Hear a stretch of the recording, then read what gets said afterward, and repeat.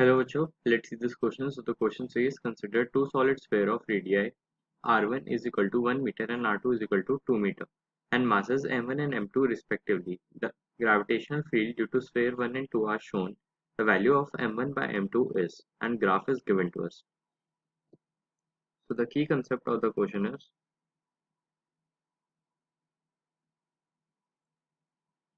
gravitational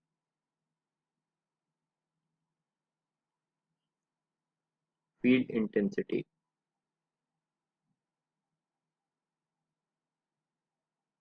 तो इसके question में बेसिकली हमें दो सॉलिड स्फीयर दिए हैं जिनका रेडियस r1 है 1 मीटर और दूसरे का जो रेडियस है वो 2 मीटर है और हमें दोनों का मास कंसिडर करने के लिए बोला जा रहा है m1 और m2 रिस्पेक्टिवली। हमसे बेसिकली क्वेश्चन में m1 और m2 मास का रेशियो पूछा जा रहा है। तो जो ग्रेविटेशनल फील्ड इंटेंसिटी होती है एट सरफेस वो बराबर होती है E is equal to G M by R square. R क्या है यहाँ पर रेडियस ऑफ द स्फीयर। तो अगर हम देखें हमारे पास एक स्फीयर है, उसके सेंटर से अगर हम कोई भी स्मॉलर डिस्टेंस पे एक पॉइंट मार्क कर रहे हैं तो उस पॉइंट तक जो ग्रेविटेशनल फील्ड होगा वो डायरेक्टली डायरेक्टली प्रोपोर्शनल वेरी होगा सरफेस तक।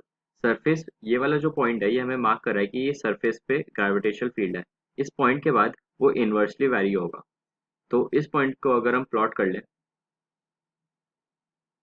और इस वाले भी पॉइंट को दूसरे स्फीयर का प्लॉट कर लें तो इसका मतलब है कि जो स्फीयर वन है,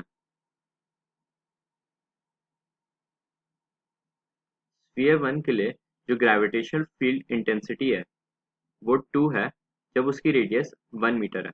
तो हमें ग्रेविटेशनल फील्ड इंटेंसिटी ई का फॉर्मूला पता है, E is equal to G M by R square.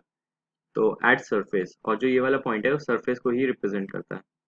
तो 2 is equal to capital G M upon 1 का स्क्वायर हो जाएगा।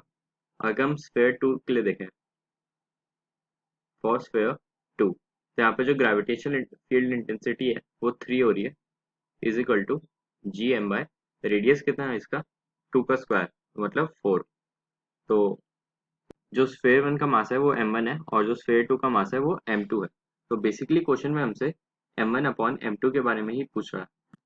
तो अगर हम दोनों को डिवाइड कर दें तो 4 को इधर लेके जाएंगे तो ये 12 हो जाएगा। तो 2 upon 12 is equal to m1 by m2 आ जाएगा हमारा। तो यहाँ से जो m1 बाय m2 की जो वैल्यू आ रही है यहाँ से आ रही है 1/6। So option 3 is the final answer. Hope you understood it well. Best of luck.